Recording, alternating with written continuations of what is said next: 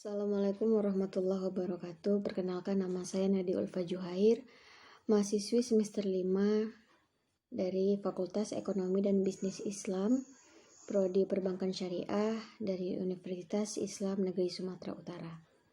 Yang saya hormati Bapak Syahrial Ar-Rasyid MSI selaku dosen pengampu mata kuliah Manajemen Pembiayaan Bank Syariah. Tujuan saya membuat video ini adalah untuk memenuhi tugas yang diberikan oleh Bapak Syahrial Ar-Rasyid MSI untuk merangkum penjelasan dari materi-materi yang diberikan. Langsung saja saya akan menjelaskan, yaitu yang pertama ada konsep dasar pembiayaan. Nah, sebelum kita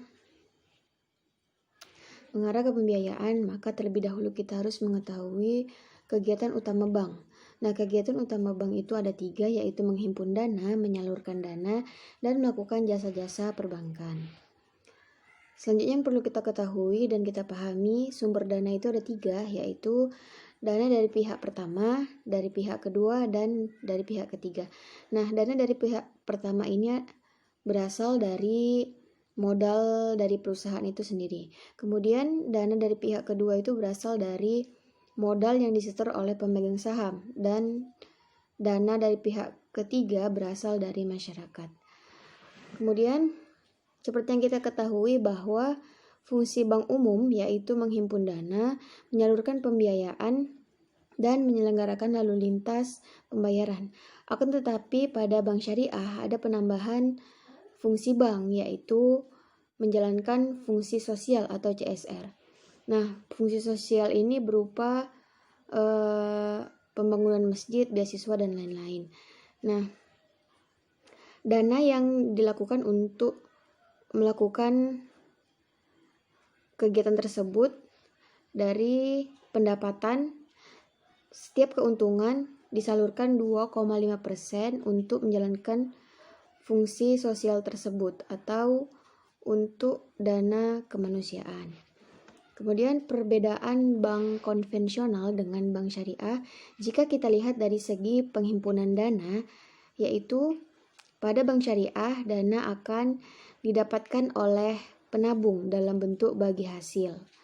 Sedangkan di bank konvensional yang didapatkan adalah bunga kredit, di mana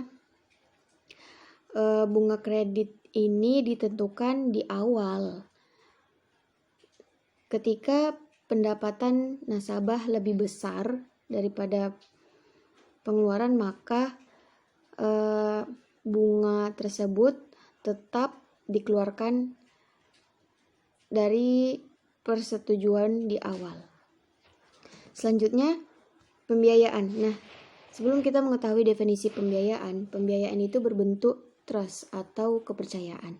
Nah, pembiayaan itu sendiri adalah penyediaan uang atau tagihan yang dipersamakan dengan didasarkan persetujuan atau kesepakatan antara pihak bank dengan pihak nasabah.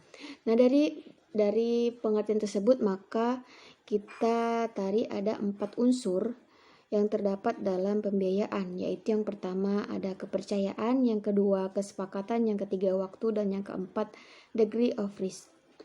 Kemudian fungsi pembiayaan itu ada 8. Yang pertama meningkatkan daya guna barang, yang kedua meningkatkan lalu lintas dan peredaran uang, yang ketiga meningkatkan daya guna barang, yang keempat meningkatkan peredaran barang, yang kelima meningkatkan alat stabilitas ekonomi, yang keenam meningkatkan kegairahan usaha, yang ketujuh meningkatkan pemerataan pendapatan, dan yang ke-8 meningkatkan hubungan internasional. Kemudian jenis-jenis pembiayaan.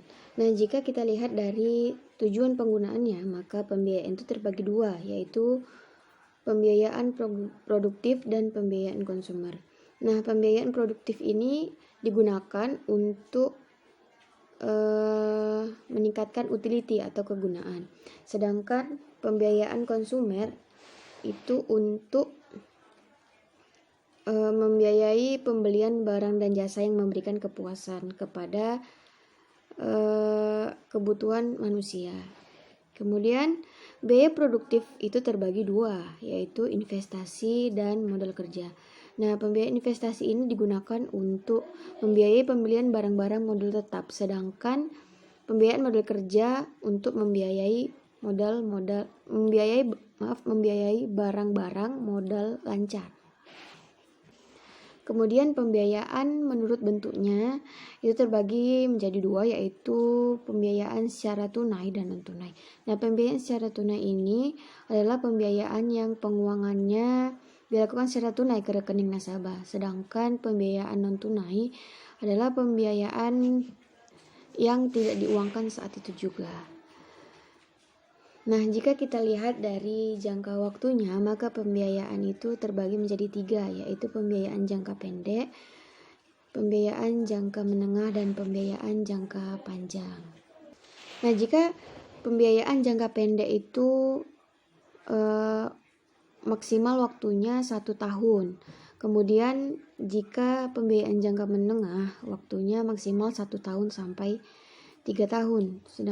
Kemudian pembiayaan jangka panjang waktunya maksimal 3 tahun. Nah, selanjutnya jika kita lihat pembiayaan dari segmentasi itu terbagi menjadi 4, yaitu yang pertama mikro, yang kedua kecil, yang ketiga menengah, dan yang keempat korporasi.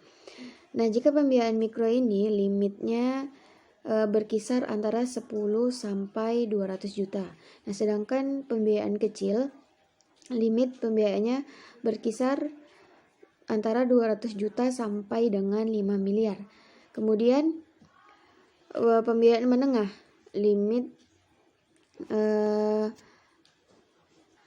limitnya berkisar antara 5 miliar sampai 10 miliar. Kemudian pembiayaan korporasi ini limitnya berkisar di atas. Selanjutnya yaitu prinsip pemberian pembiayaan. Nah, sebelum bank memberikan pembiayaan kepada nasabah, maka ada hal yang perlu diperhatikan pihak bank kepada nasabah, yaitu pihak bank menggunakan prinsip 5C, yaitu karakter, capacity, capital, collateral, dan condition. Nah, tujuan prinsip ini adalah untuk memastikan pembiayaan yang diberikan kepada nasabah bermanfaat atau tidak kepada nasabah, dan nasabah tersebut bisa mengembalikan bantuan tersebut tepat waktu atau tidak. Kemudian proses pembiayaan. Nah, proses pembiayaan di sini ada 5. Yang pertama, mengumpulkan informasi, dokumen, dan verifikasi. Kemudian yang kedua, analisa dan persetujuan pembiayaan. Yang ketiga, administrasi dan pembukuan. Yang keempat, pemantauan pembiayaan, dan yang kelima, pelunasan dan penyelamatan pembiayaan. Kemudian bagian dari tahapan pembiayaan. Nah, bagiannya sendiri di sini yang pertama permohonan pembiayaan. Nah, permohonan pembiayaan ini berupa syarat yang penting dan harus diperhatikan oleh account officer. Kemudian yang kedua pengumpulan informasi dan dokumen. Nah, bila pemohon layak diproses, maka tahap selanjutnya adalah pengumpulan informasi dan dokumen. Kemudian yang ketiga yaitu verifikasi data. Kemudian analisa kualitatif pada segmen produktif. Nah, analisa di sini ada dari berbagai aspek, yaitu yang pertama aspek yuridis, yang kedua aspek manajemen, yang ketiga aspek produksi, dan yang keempat aspek pemasaran. Nah, jika kuantitatif maka aspeknya ada 2, yaitu. Jadi pendapat saya mengenai manajemen pembiayaan bank syariah ini adalah bahwa pembiayaan di bank syariah ini merupakan aktivitas yang sangat penting, karena dengan pembiayaan akan diperoleh sumber pendapatan utama dan menjadi penunjang kelangsungan usaha bank.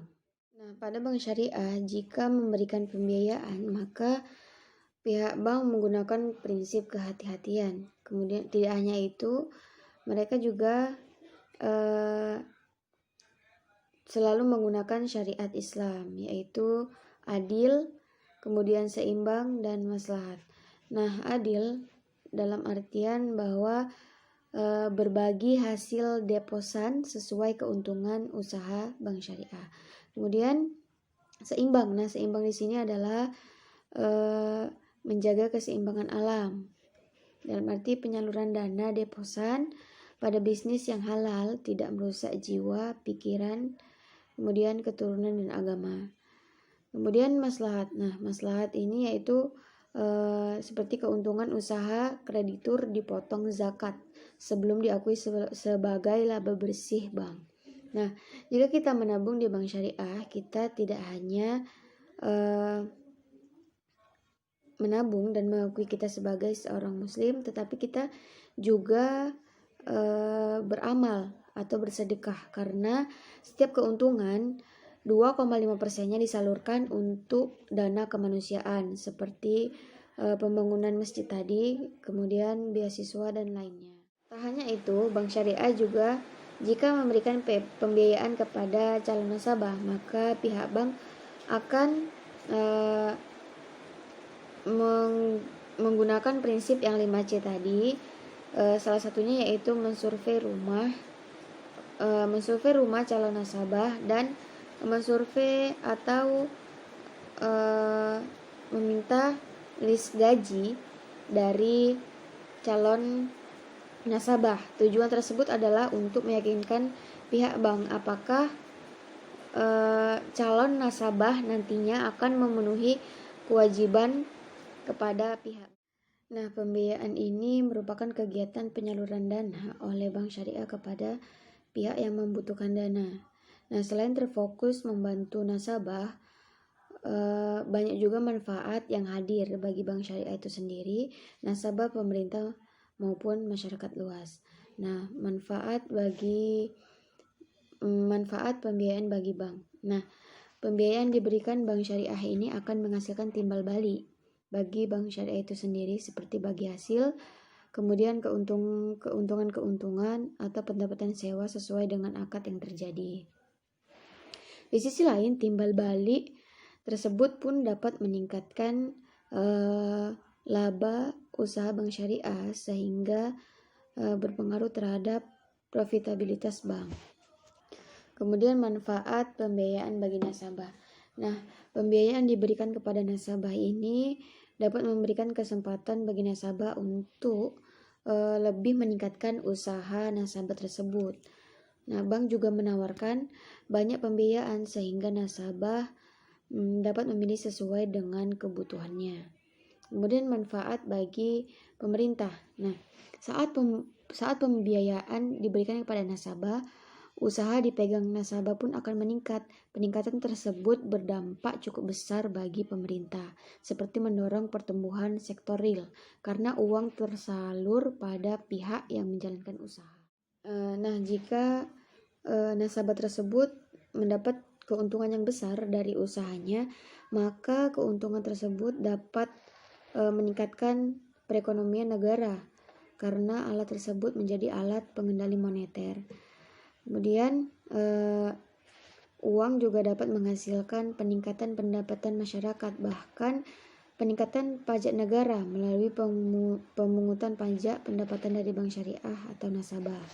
Kemudian manfaat pembiayaan bagi masyarakat luas. Nah, usaha yang berkembang akan membutuhkan tenaga kerja yang lebih banyak daripada sebelumnya, maka terciptanya lapangan kerja tersebut akan mengurangi tingkat pengangguran. Bagi para kreditur pun akan mendapatkan bagi hasil yang lebih tinggi nilainya dari bank syariah, dari hasil keuntungan pembiayaan yang disalurkan. Sekian rangkuman dan pendapat saya tentang manajemen pembiayaan bank syariah. Jika penjelasan saya atau pendapat saya ada yang salah, kurang dan lebihnya saya mohon maaf. Dan saya akhiri, wassalamualaikum warahmatullahi wabarakatuh.